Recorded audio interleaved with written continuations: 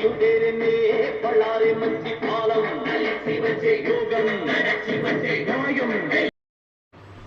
Friends, ఈరోజు నేను మా ఫ్రెండ్ కలిసి కీసరగుడ్డకు వచ్చాము. వెళ్ళినప్పుడు భక్తులు చాలా ఎక్కువగా ఉన్నారు. మేమైతే 101 శివలింగం కోసం అయితే ఇక్కడికి చేరుకున్నాము. కానీ వచ్చేటప్పుడు అయితే ట్రాఫిక్ చాలా ఎక్కువ. గుడి చుట్టూ చాలా శివలింగాలను మీరు దర్శనం చేసుకోవచ్చు. అలాగే ఆంజనేయ స్వామి, నాగదేవత గుడి.